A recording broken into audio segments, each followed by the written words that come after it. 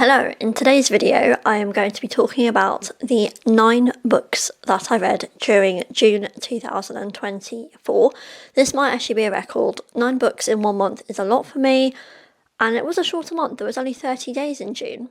So yeah, I'm really happy with how many books I read. I think 2 of these were audiobooks, but I've written them down, so I'm going to go through and also include my star rating. So first book that I finished was called A Town Called Solace.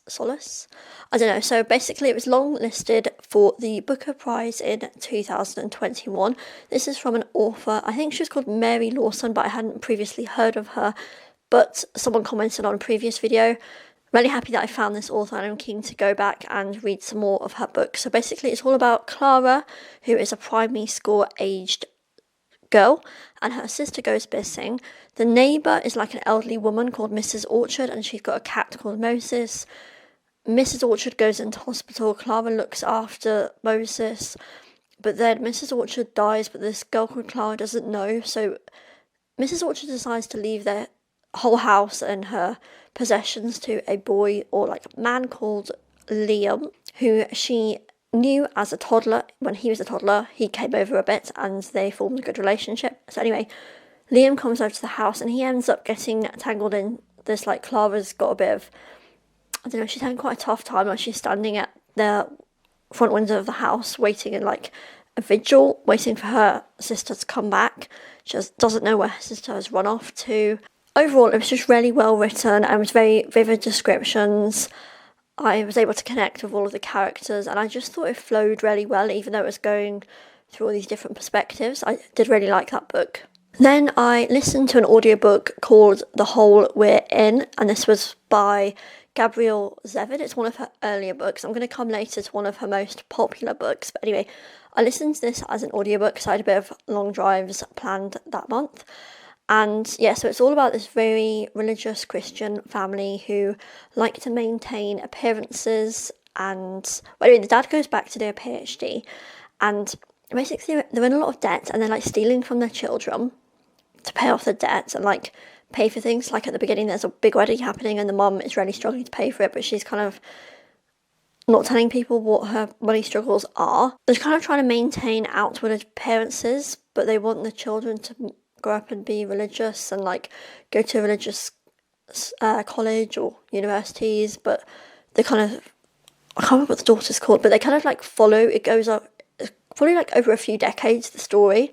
So it's kind of like a little bit hard to follow because the person that you think is the main character in the first section, oh yeah, there was 3 sections, kind of changes, and then there's like a different main character towards the end. So yeah, it's quite an intricate story, but I think it's quite good, and it shows like a lot of modern day issues like debt, maintaining outward appearances, family dynamics, all these kind of things. So I did kind of like it, but I can see why people are less keen. The third book that I read this month was called My Mum, Tracy Beaker. I think this was published in 2018. But anyway, I bought it in a charity shop earlier in the year for about £1.50. And the reason was because Jackie Wilson came to the city, and so I went to meet her. But anyway, so I really like this book. It's very pretty. Well, I'm sure I need to hold the microphone and show you the book. But it's got this cover, and then the inside is also really beautifully illustrated, if you can see. So yeah, it's a really nice book, so I was pleased to pick it up. I don't tend to buy a lot of books. I tend to borrow from the library or read them on an ebook or buy things and then sell them on. But anyway, it's because Jackie Wilson was coming, and then it meant that I was able to get it signed. So yeah, really happy with that. Anyway, so the book is all about Tracy Beaker has all grown up, and she's got a daughter called Jess Bluebell Beaker. Tracy Beaker has anger issues, as she did in the first book. Maybe there's 4 Tracy Beaker books now. But anyway, she has anger issues still. And she gets a boyfriend who is, I think he's a football player. Pretty sure it's football. Quite a popular footballer, rich house, like a mansion with an indoor swimming pool or something. But Jess doesn't really like it. She likes the way things were before, staying in the council house, just her and her mum and all the little knickknacks. But Tracy Beaker's new boyfriend has different ways of doing things, so it's all that. It's quite similar to a lot of Jacqueline Wilson's other books. It is a fairly predictable story and it all works out well in the end, but yeah, I really liked it, and I really liked meeting Jacqueline Wilson because I love Jacqueline Wilson as a young, I'll say primary school age, towards the end, like juniors at primary school, and then young adolescents. I read a lot of Jacqueline Wilson. Next, I read a book called Tomorrow and Tomorrow and Tomorrow, and it's also by Gabrielle Zevin. I found this in a supermarket. You know, when you like donate 20p or something and then you get a book. So I bought it because I've heard a lot about it, although I'm not on TikTok, although I know it was a TikTok sensation in 2023. So I was keen to see what all the hype was about. I don't have the greatest track record and I quite often don't get on with books that have a lot of hype, but I really, really liked it. Definite 5 stars. So it has some quite weighty themes, and there's this girl called Sadie and her sister is in hospital as a child with cancer, and Sadie is hanging out at the hospital a lot, and she goes to sort of the games room, and there's a boy called Sam there. Sam is there after having a car accident, and Sadie starts playing with Sam video games, and Sam hasn't spoken to anyone for several weeks, and the nurse notices this and says, oh, that's great. Anyway, so Sadie ends up getting points and like volunteering hours with Sam, but Sam never knows. But then at one point Sam finds out, and that causes a big argument, and they don't speak for 6 years. But anyway, then they by chance bump into each other, and then they become friends. Well, I suppose they fell out, and then they become friends, and they create a video game together with the person who Sam is now living with whilst at university. So they develop a video game together from scratch, and it turns out to be a big success, which means that they decide to relocate. Throughout the story, Sam has a lot of problems with his foot from the accident, and he's continually going back to hospital for surgeries or having problems walking, so that's quite interesting. But the whole story is about love, but it's not a romantic type of love. It's just a sort of friendship love between this girl called Sadie and this boy called Sam. The story goes over quite a long time, so it's like they developed this video game in the 1990s, and it goes to the, I don't even know, late 2010s maybe, but one of them has a child, and it's like, so it's really interesting to see how their relationships pan out. There is a scene that is quite a shocker towards the end that I wasn't expecting, and it does kind of put a twist on things. So this book does mention computer games a lot, and there's a lot of references to computer gaming and like people in the computer gaming industry, which I did not pick up on at all whatsoever, because I'm not into computer games, but I was still able to follow the story in it, which was just really interesting and told very well. I have heard some people think it's a bit presumptuous, the language used, but I thought it was good. The next book that I read this month was called The Importance of Being Aisling. So if you've seen my previous videos, I've read the 1st, 3rd and 4th book in this series. So finally, because I asked for this book in the library, it finally got to me and I was able to read it, which isn't the greatest reading, the second book, when I've already read the books after that. But yeah, I really liked it. It tells you all about like the shenanigans in a rural Irish village. There's a lot of sort of humour that you might understand if you've got connections in Ireland or maybe even Northern Ireland. And it's just like, I don't know, I just really like it. It's quite like a cosy read. What happens in these Aisling stories is very believable. It's the kind of thing that could happen to someone you know local. I would recommend if you are into that sort of thing, and people that like Marian Keyes will probably like these Aisling books. I actually think they're a little bit funnier, but maybe that's because this Aisling girl is very similarly aged to me, and she's had a few similar life experiences. Well, last month at book club we did like a book swap where we wrapped up our books and sort of wrote something on the front, and this really appealed to me because it was all about a girl going to university, which in hindsight is maybe a bit of a weird thing to appeal to me because I'm now 30 and I went to university at 18, so I'm like reading about someone that's much younger than me. But anyway, I wouldn't recommend this book. I didn't particularly enjoy it. It was readable, because I think a sign of a bad book is if you get a certain amount through and you can't get to the end. I was able to finish this in a few days, but I'm not really keen on the topic. So it's all about this girl called Georgia. She's 18 years old. She convinces herself that she has a crush on this popular boy in her year group, but then it gets to like a party towards the end of sixth form and she has the opportunity to kiss him, and she's just absolutely disgusted by the thought of it. She has a friend called Jason who has two dads, and a friend called Pip who is a girl and is a lesbian. And anyway, this girl called Georgia wants to go to Durham, and she convinces her two friends to go to Durham because she's a bit of a, not loner, but she doesn't have a lot of friends apart from these two. So they all go to university together. But anyway, then this girl called Georgia has drawn the short straw and ends up in a room share, which is quite uncommon here in the UK. So she's sharing a bed, no, not sharing a bed, sharing a room with another girl. Anyway, so her roommate sleeps around and is that sort of partying, seems to have a lot of friends, and tries to convince or like help Georgia, like encourages her to get Tinder, do all these different things, and try and find a boyfriend, but doesn't go the greatest. And then Georgia decides to join the LGBTQ club or society at the university. She finds her people and she diagnoses herself as aromantic and asexual.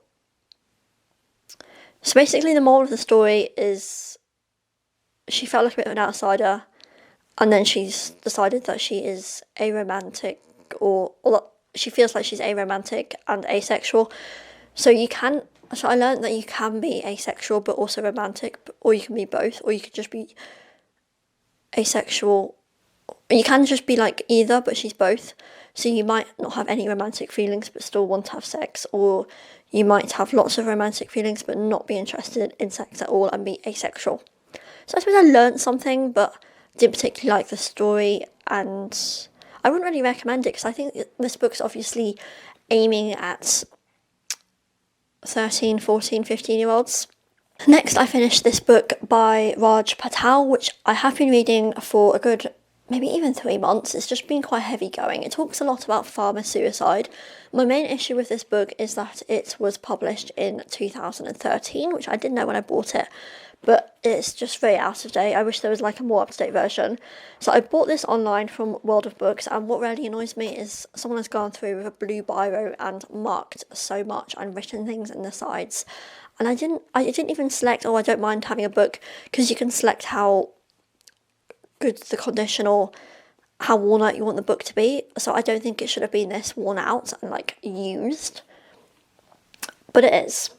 Main problems were that it was published in 2013 and a lot has changed in the last decade, and it's also very Americanized, but it's good because it's made me less ignorant of issues in the global food system, which was what I wanted.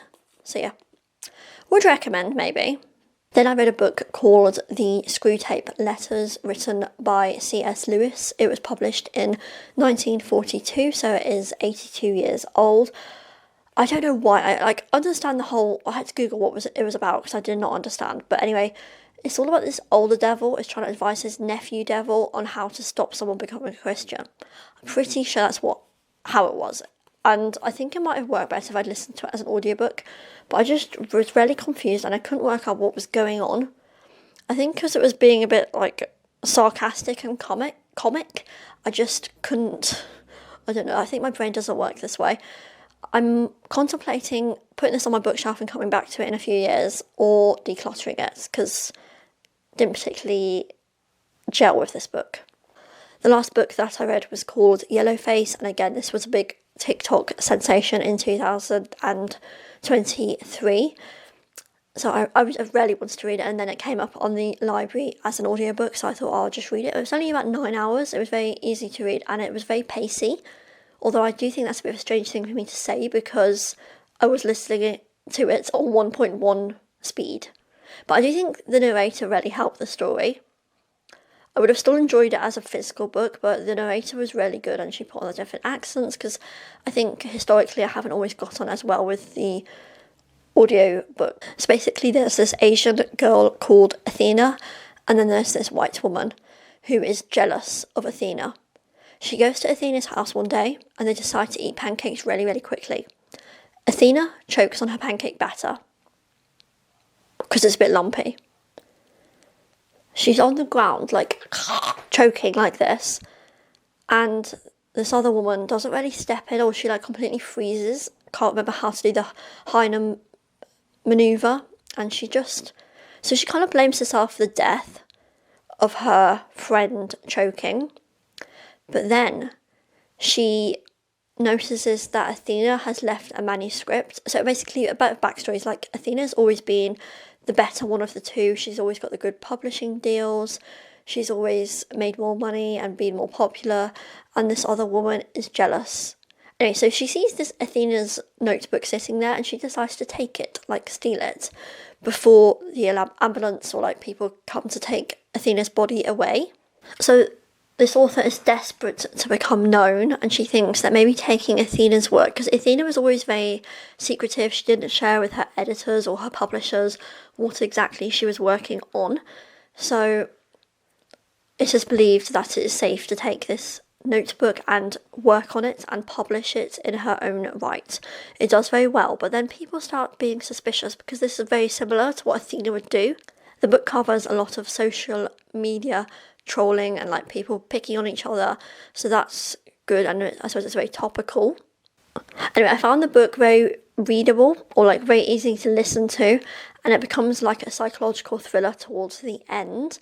It was a very entertaining book and it gives you a lot to think about. I think I'll still be thinking about this book in a month or so, or even a few months, because there was just a lot of topics covered. It kind of gave you an insight into the publishing industry, and the woman towards the end becomes very delusional and you don't really know who to believe, and you don't really see the ending coming at all. So yeah, I just really like that book. I would recommend. Anyway, so that is it for this video. It has been a longer video because, as I said, I don't usually read 9 books, so I'm sure next month will be slightly shorter. Thanks, bye.